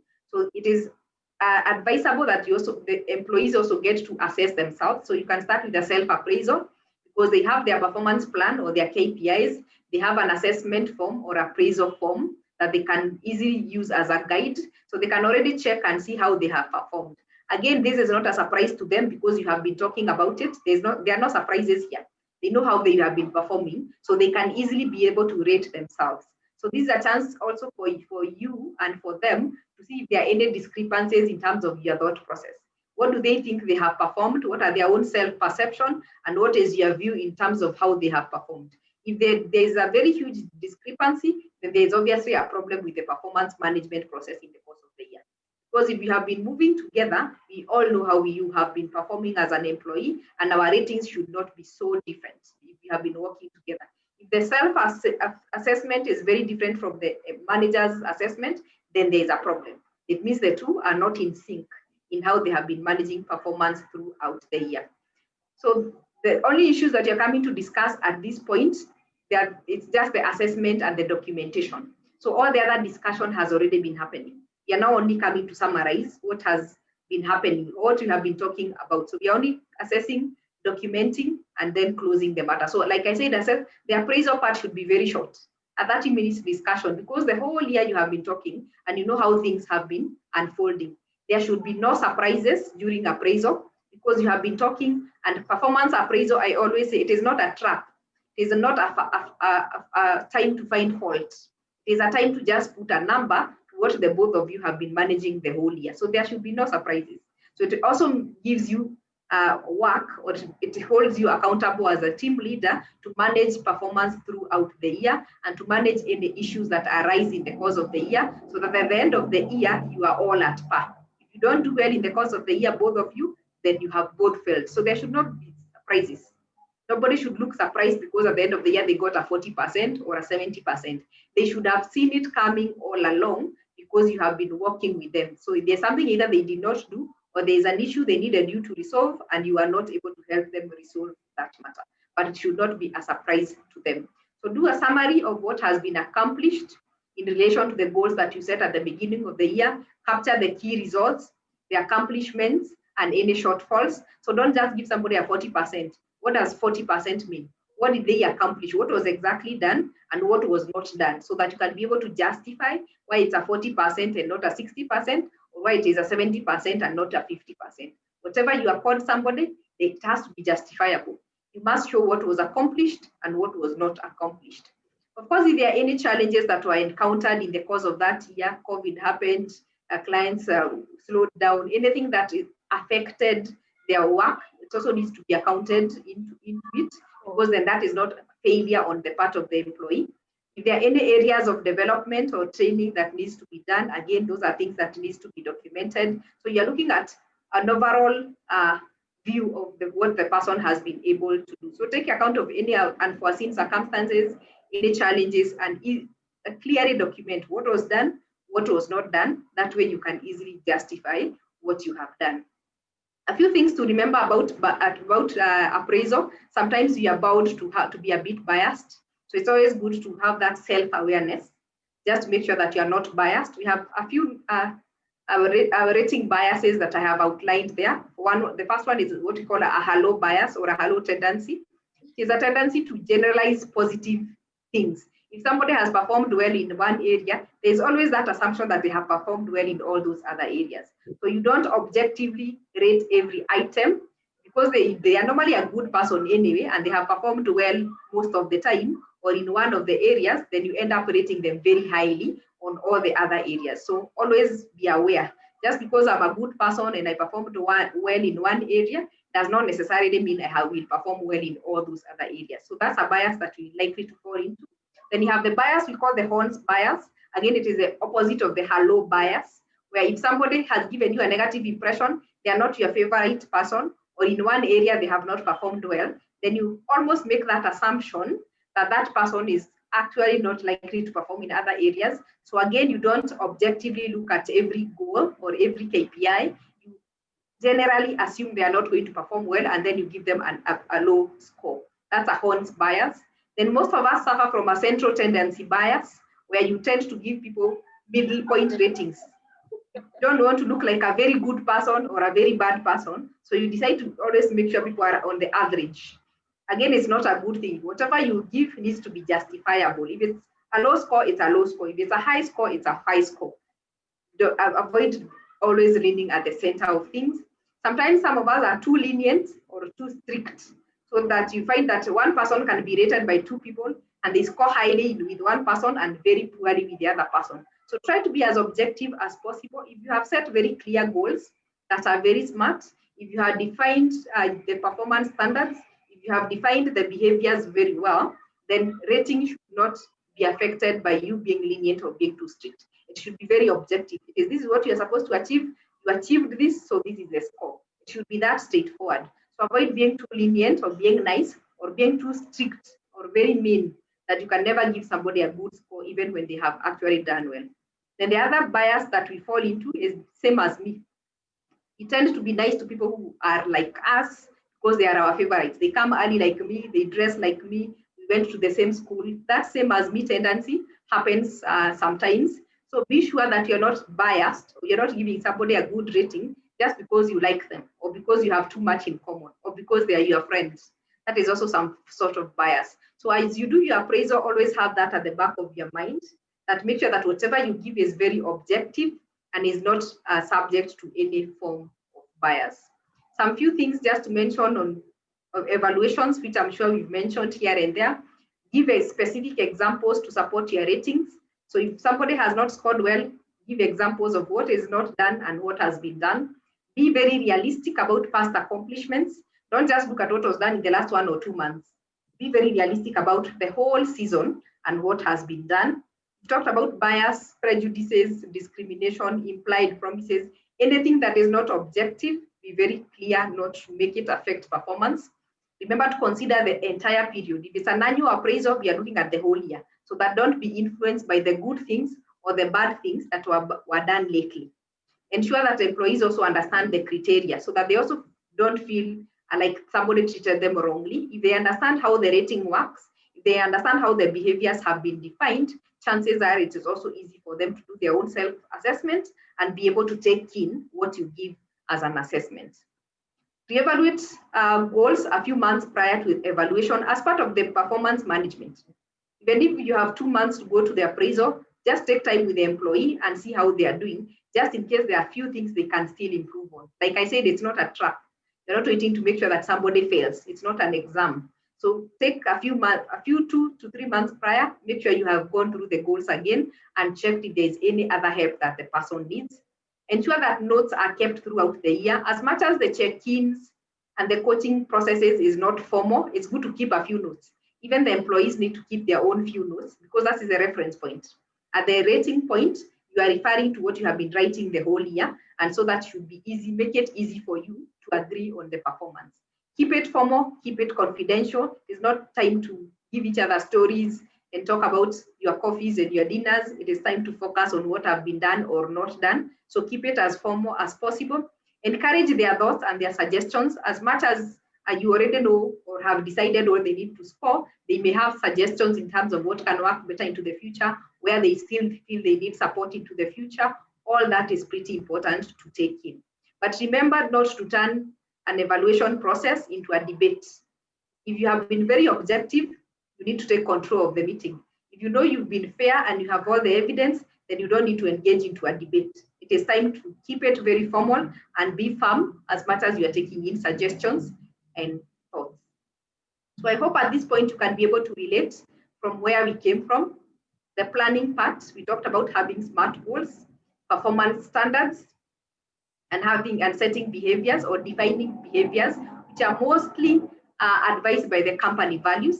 Then we talked about the coaching phase or the support phase or what we now normally call the performance management phase, where you give people feedback and check in with them on what needs to be done, agree on action plan, discipline if you need to.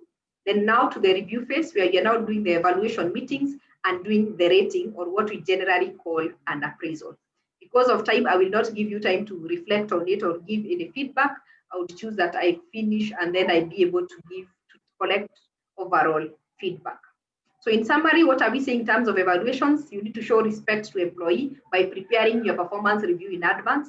Don't go into a evaluation meeting, not looking prepared. You should have checked through your notes and updated yourself on anything that needs to happen. Schedule the meetings early enough, at least in a week in advance. Give the person the notice of when you're meeting so that they can also adequately prepare. Of course, you need to have it confidentially in a private office or in a quiet place where they're not being distracted. Have all the documentation completed and shared with the employee. So make it as smooth as possible. It shows respect for the other person as well. Do not wait until the meeting to inform them about what is unsatisfactory. Like we said, no surprises. If there's something that has not been working, you should have been talking about it. You should have been trying to help the person improve. So you're not waiting to trap them at the end of it. Keep it professional. Give it a professional approach during the evaluation. Don't turn it into a debate. It is also not a friendly or a friend zone kind of place where you're discussing personal matters. Keep it very professional. Remember, again, this document can actually end up in court one day because remember, you can use performance appraisals to tell us that somebody is underperforming. And for that reason, there are implications. Maybe they need to be taken to a lower position. Their salaries could be reduced. They could be terminated. So whichever way you're going to do that document, keep it very formal and very legal, because in future, it could actually be used as a legal document.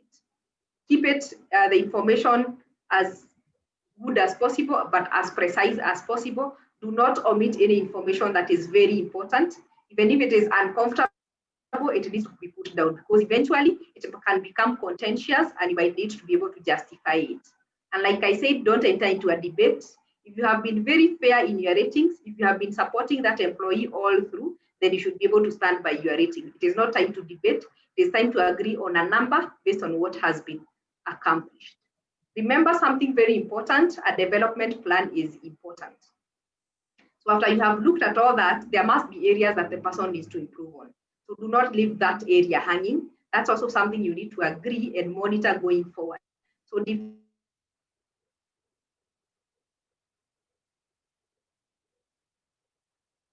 what is the root cause? Because if there's an area that somebody is not performing, there's a problem. If they are performing well, they can still do better. What are these other areas they can actually improve to become better? Come up with a development plan based on that. Create deadlines for the development area as well. Measures of how you're going to measure. How will you know that that person is actually making progress? Are there backstage actions or things they need to do at the back? Courses they need to attend, books they need to read, somebody they need to consult as a mentor or as a coach, all those things that need to happen for their own development, you need to agree on at the end of the appraisal process, and what actions they need to do. After they have learned, after they have grown and gone through that process, what will they do differently? Are they going to give you better reports? Are they going to show better leadership skills? Are they going to show better communication skills? What are they going to show after they have developed that? So on their part of it, you have agreed that because they are meeting clients, they need to improve on their public speaking skills. So on job assignment, what do you want them to do? Maybe you want them to do giving a presentation and record themselves. They need to watch several tapes or several recordings or videos on public speaking, and then they record themselves and see the improvement before they learned and after. They could ask a manager if they can make presentations during meetings, when they're having maybe departmental meetings. That's an assignment that you can give them. They can ask HR.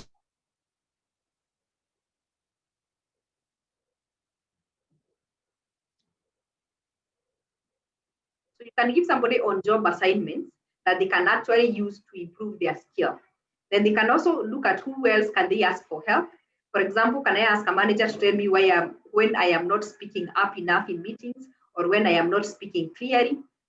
Can I ask for feedback from participants during presentations so that they give me feedback and then I note it somewhere? And then formal training or self-study, maybe there are podcasts that they need to listen to, courses that they need to attend. So as you agree on this development plan, you are agreeing on what they need to do, when they need to do it, the measures they are going to put in place. They also need to record their backstage actions. What exactly are they going to do for them to be able to learn and improve?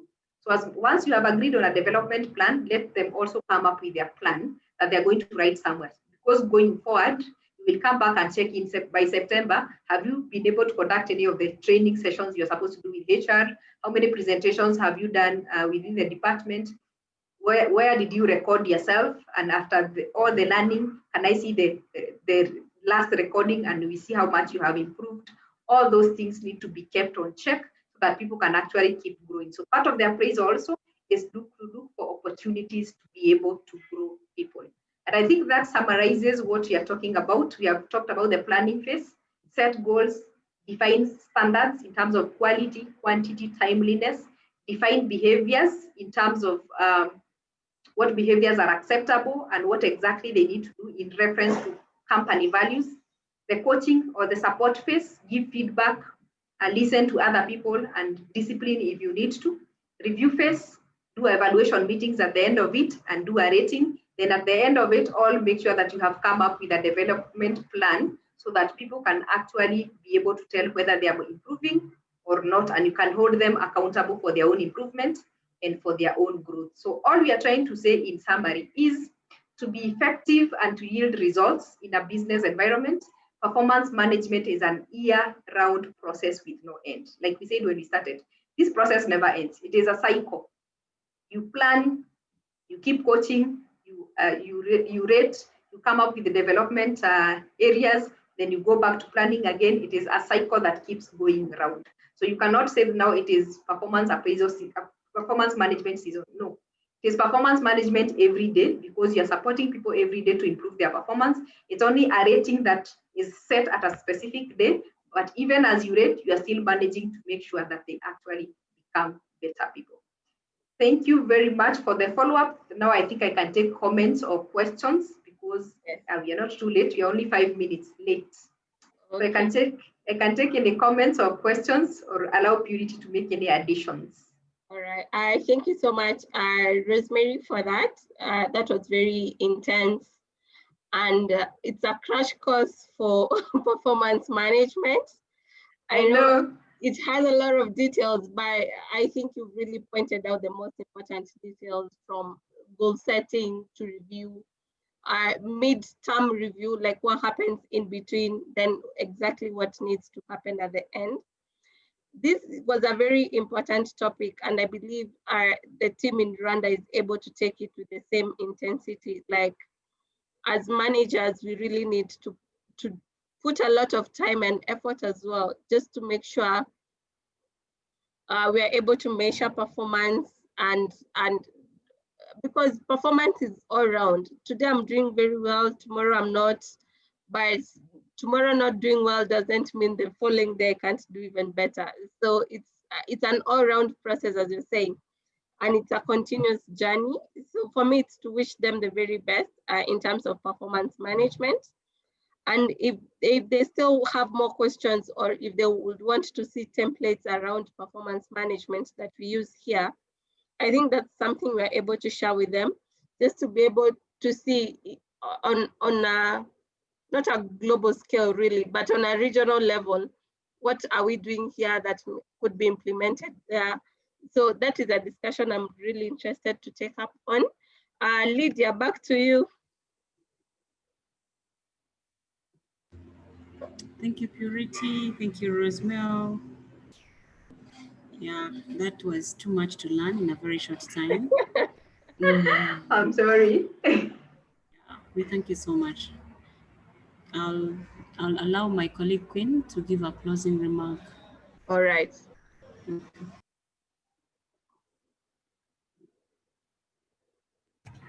Yes. Purity, apologies that I left in the middle.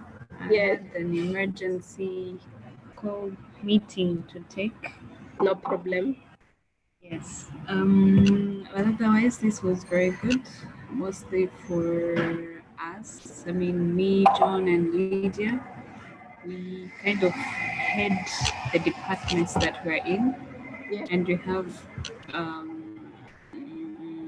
junior staff that we work with, and it was very insightful. Well, I haven't done any, I think, appraisal. Yes. Or performance, me by myself, or doing it to my junior staff, but it's like my line manager always makes sure that, I mean, there is comments when I'm doing right or when I'm doing wrong, and I learn a lot. I learn a lot in that process, and I hope all of us we can be able to deliver very well to the company and even to our junior staff. Yeah. So thank you very much. Thank you so much. And you've reminded me of a point that you say, like, performance management is not only restricted to the upper category of employees.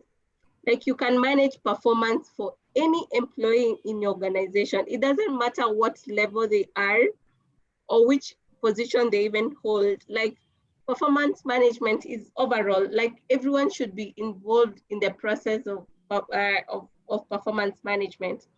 So don't feel maybe like some of your employees are too low in the grading that you don't need to monitor their performance.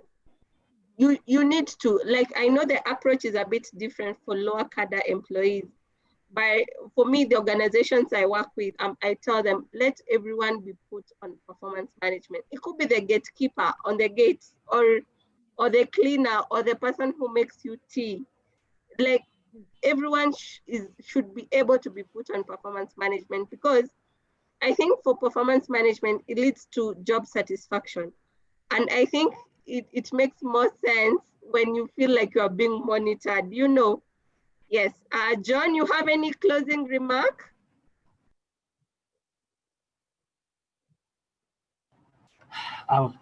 Just to appreciate, because I've gained a lot in this training.